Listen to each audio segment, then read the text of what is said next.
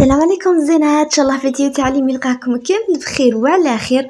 وعاود رجعت لكم البنات بهاد الحلوه تاع الكوكياجه، حلوه بسم الله ما شاء الله، بحشو بزاف بنيني، حشو مقرمش، والطبقه الثانيه يعني يجي حشو بزاف طري. وهاد الحلوه تجي تذوب ذوبان في الفم وتجي الذوق نتاعها بزاف مميز، والاهم كميه كبيره تولم المناسبات. واش راكي حابه اكثر؟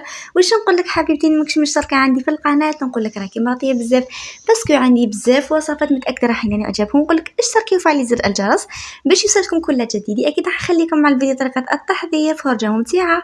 ما تنساش خلوا لي جيم وتعليقاتكم البناءه. السلام عليكم ورحمة الله تعالى وبركاته، معكم سامي قناة كوزين سامي هادي زاد. واليوم البنات رجعت لكم حلوة بزاف هايلة، تجي ذوق نتاعها بزاف مميز وبكمية كبيرة. قبل ما ندوزو لمقادير طريقة التحضير كالعادة صلوا على سيد الخلق محمد صلى الله عليه وسلم. لأن راح ندوزو المقادير مباشرة. لنا بسم الله على بركة الله. عندي 200 غرام تاع الزبدة، الأمانة نستخدم زبدة أوبلين. عندي 3 ملاعق تاع السكر يعني ما يكونوش بومبي. عندي 4 ملاعق كبار تاع الزيت. عندي 2 صفار تاع البيض. عندي فيه مرشة تاع الملح. عندي ملعقه صغيره خميره كيميائيه، وعندي باكي فاني بودره نتاعي، وعندي فاني بطبيعه الحال. راح ندوزو للطريقه مباشره. ولا هنا بسم الله على بركه الله في بول تاعي درت فيه الزبده كما قلت لكم، زبده اوبلين هي اللي بقى لاباط نتاعها ما تخرجش الزيت. ضفت عليها السكر نتاعي، نضيف عليها الصفر اللي فيه رشه تاع الملح ضروري البنات، ما لازمش تستغنوا عليها. ولا نضيف الزيت نتاعي وبسم الله على بركة الله راح نخفق كامل المكونات نتاعي حتى يتضاعف لي الحجم يعني، ونتحصل الخليط نتاعي يكون لونه ابيض. بسم الله على بركة الله. ولهنا البنات شوفوا الخليط كيفاش تضاعف الحجم نتاعو ولونه ولا ابيض. دوكا باش راح ندير نستغنى على الباتر نتاعي وندوز معاكم باش نضيفوا الفارينه مع بعض. ولهنا بسم الله على بركة الله بعد ما استغنيت على الباتر نتاعي لهنا راح نبدا نضيف في الفارينه نتاعي. بسم الله على بركه الله. يعني دائما نضيفوا الفارينه غير بالعقل. ولهنا راح نضيف كيس تاع الباكي فاني تاعي، قدروا تضيفوا فاني ليكيد كيما تحبوا. وراح نضيف ملعقه صغيره خميره كيميائيه، ملعقه تاع القهوه البنات. وراح نبدا نطم فيها. في الاول راح نخلط بالسباتولا نتاعي. كي نشوف لاباط نتاعي بدات تتقالي راح نستغنى عن السباتولا ونبدا نطم فيها بيدي حتى نحس على لاباط يعني تكون شابعه فارينه. ولا هنا البنات هاوليك لاباط تحصلت عليها بعد ما بقيت نضيف الفارين. شوفوا يعني طريه بصحات ما روح البنات باسكو شابعه فارينه باش ما تهبطليش في الكوكياجات نتاعي. ولا هنا البنات خدمه فيها هذو لي كوكياجات نتاعي جايين صغيورين. راح ناخذ بسم الله على بركه الله كميه من لاباط ونبدا يعني نوزع فيها. يعني التوزيع نتاعها لهنا جاي بزاف ساهل، ما تغلبقش كامل يعني حتى تكملي في وقت وجيز. هكذا البنات شوفوا كاينه حاجه مهمه، نضغطوا مليح في القاعده ونضغطوا مليح في الحواف. هذا اللي يخلي الحلوه نتاعكم بعد كيطيب ما تهبط لكمش يعني من المول نتاعكم. هكذا شوفوا البنات تضغطوا مليح على الحافه تاع المول نتاعكم هكذا. وراح بسم الله على بركه الله ناخذ الموس نتاعي ونبدا نحي في الحواف كيما راكم تشوفوا. يعني انا ما حبيتش تجيني خشينه بزاف باش كي نجي ناكل ما نلقاش روحي جو راني ناكل غير في لاباط. هكذا ونزيد نأكد عليها في الحواف كما راكم تشوفوا. يعني الطريقه تاع اللي تشكلوا بها الحلوه نتاعكم هي اللي راح تخليها تحافظ لكم على الشكل بعد ما تطيبوها. نزيد نحي هكذا الحافه نتاعي عادي، يعني نبقى نشوفوا من بلاصه خشينه نزيد نضغط عليها. ولا البنات واش راح ندير؟ راح نثقبها بكيردو. لهنا البنات واش راح ندير بعد ما نثقبها؟ حنخدم كامل الكميه اللي عندي نطيبها على فرن مسخن مسبقا 180 درجه. الامانه نشعلها النار من التحت ومن الفوق باش تطيب لي بالخف وميمطو ما يكونش عندها الوقت باش لاباط تهبط لتحت. يعني كي تشعل النار من الفوق ومن التحت راح تطيب لكم بالخف ويبقى لكم الشكل هو ما تهبط لكمش. حنخدمهم كامل هكذا نعاود نرجع لكم بعد ما نطيبهم. ولنا البنات بعد ما يعني طيب الحلوه نتاعي باش نخدم معكم الحشو. لنا الحشو واش نحتاج كاس ونصف قطايف محمصين. البنات هذوك اللي يتباعوا في لي باكي، ونخدمها نكسرها بيدي شويه. نتوما اختاروا نوعيه جيده باسكو كاينه القطايف لي ذري كيما هذه اللي خدمت بها الذوق نتاعها شغل ماشي شباب وجهيه بزاف. ولهنا البنات انا واش نحطمها بات بيستاش. لهنا انا واش درت لها ذوبتها في كسرو. البنات ما تسخنوهاش وما تغلوهاش، فقط ديروها فوق النار يعني قسمه تتفتلق روحها باش يعني تقدروا تطموا بها كميه كبيره. ولا نبدا نضيف حتى نتحصل على خليط البنات لازم يكون خفيف كما تعرفوا. بات بيستاج من بعد راح تحكم روحها على هذه. حبه الحلوه نتاعي تبقى طريه من الداخل. نتحصل على هذا الخليط البنات شوفوا كيفاش يكون هكذا طري. راح واش ندير؟ راح نحطو اكوتي ونجوز باش نخدم معاكم الحشو الثاني. ولهنا بسم الله على بركه الله البنات الحشو الثاني واش نحتاج كاس ونص مكسرات. يعني مكسر نتوما خير واش حبيتو، جوز، لوز، يعني واش مقدوركم ديروا. انا الامانه نستخدم الكاوكاو، يعني تكونوا حمصتوه مليح. لهنا بواش راح نضمها بات كاكاوات، هذيك اللي هي لاباط تاع الفول السوداني، تجي بدون اضافات، يعني يجي غير الفول السوداني اللي هو كوكو مطحون بدون سكر. على هذه الحلوه ما تخافوهاش، مش راح تجيكم حلوه دقها. شوفوا البند الخليط نتاعي اللي تحصلت عليه يجي هكذا سائل. ولا نجوز معكم مباشره باش نحشو الحلوه نتاعنا مع بعض. ولا البنات هاوليك شوفوا يعني الحلوه نتاعي كيفاش طيبتها. لازم البنات طيبوها حميمه، وكم ملاحظه مهمه، لازم كي تجوا ترجلوا الحلوه نتاعكم لازم تخلوها حتى تبرد، او ميم طون كي تجوا تعمروها لازم غير بالعقل باش ما تكسر لكمش بزاف طريه. ولا هنا الطبقه الاولى راح نضيف كما راكم تشوفوا الحشو نتاعي تاع شوكو دبي بهذه الطريقه. نعمرها يعني نعمرها مليح باش كي نجي نحط الطبقه الثانيه تلقى فاش تلصق كما راكم تشوفوا. يعني ما تخافوش، هذا الحشو راح يكفيكم.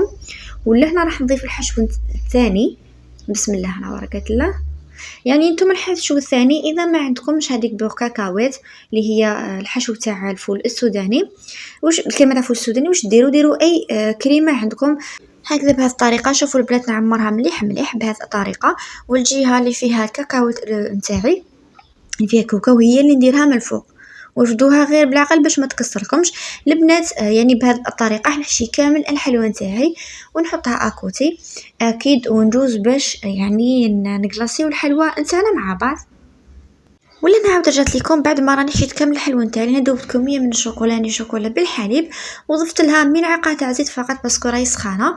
طريقه تاع الكلاصاج تكون هكذا، يعني ان نحاول نغمس الطرف اللي يكون من تحت تاع الكاطو نتاعي، ومن بعد ندوز عليها الشوكولا من الفوق. هذه الطريقه تخلي الحلوى نتاعكم تجي بيان فيني، يعني وما تجيكمش من تحت هكذا ما فيهاش الشوكولا. يعني كي تدير الحبه نتاعك باش تاكليها تجي مغطيه كامل بالشوكولا. انا واش راح ندير، راح نكلاصيهم كامل هكذا بنفس الطريقه، ونرجع لكم باش نخدموا الكاناش اللي حنزينوا به مع بعض. ولا البنات بعد ما انا كنت خدمت هذاك الحلوى نتاعي وغلاصيتها وخليتها تبرد لي، باش نخدم معكم الكاناش تاعي. الكاناش واش نحتاج، عندي 120 غرام تاع الزبده، عندي 225 غرام شوكولا تختني، اختاروا نوعيه جيده، عندي 150 غرام شوكولا هكذا بالحليب. تحبوا ديروا شوكولا نوار شي يرجع لكم. راح نجي الطريقه مباشره. ولا هنا بسم الله على بركه الله البنات في البول تاعي درت كما راكم تشوفوا شوكولا قطعتها بتي مورسو بهذه الطريقه. راح نضيف عليها الزبده نتاعي هكذا، وراح نديرها فوق حمام مائي حتى تذوبلي ويروحوا لي منها كامل التكتلات تاع الشوكولا نتاعي بدون ما يغلي الخليط. ولا البنات تشوفوا الخليط نتاعي كيفاش دابلي بلا ما يغلي، ما لازمش يغلي البنات. لهنا بسم الله على بركه الله راح ندير الشوكولا التختيني نتاعي ونبدا نخلط فيها. البنات ملاحظه مهمه، ما تقولوش ما خبرتناش، هاد الكاناش كي يكون المشطه كي يكون البرد يحكم روحو تري بيان، يعني تقدري ميم ديري حبيبه فوق حبيبه. بصح كيما رانا هكذا في الصيف هاد الكاناش يبقى طري، يعني ما تقدريش ديري حبيبه فوق حبيبه. سينو تقدري تخدمي هاد الحلوه نتاعك بصح ديرها في بلاطو ولا دي بواط، بصح ما تحطيش حبه فوق حبه، وتحطيها في شومبر تكون فيها كليماتيزور ولا تكون بارده. بصح راني نقول ونعاود هاد الكاناش في الصيف ما يجبد لكمش، يعني تبقى تحبوا تزينوها يعني بتزيين واحد اخر شي يرجع لكم. لينا نبقى نخلط فيها يعني حتى تذوبلي كامل هاد الشوكولا تختيني ويمتزج الخليط نتاعي بهذه الطريقه. نخلطها مليح مليح البنات ونأكد على الحواف. ولا انا واش راح ندير البنات بعد ما خلطتها هكذا، شوفوا تحصلت على قوام يكون ليس البنات وبدون تكتلات. اللي راح نهبط لها كامل الحواف نتاعها وندوز باش ندير لها السيلوفان من الفوق. ولا هنا البنات شوفوا بعد ما هبطت كامل الحواف راح ناخذ مورسو تاع السيلوفان ونهبطو، لازم يكون لامس لي الكاناش، وهذا الكاناش يحكم روحو برا فقط حطوه في غرفه تكون بارده، هذا مكان. وراح نحطو اكوتي نعاود نرجع لكم بعد ما يجمد لي. ولا هنا البنات هاوليك الكاناش نتاعي بعد ما حكم لي روحو، يعني حطيته في لاشومبر فقط هذا مكان. لهنا راح نستخدم هكذا الملعقه نتاعي، يعني ما نستخدمش الباتر باسكو راح يجيكم بزاف خفيف. ولا هنا البنات كملاحظه وللامانه انا بعد ما خدمته هكذا بالملعقه والسخانه عندنا راهي تقتل لقيته زاد لي بزاف طرا.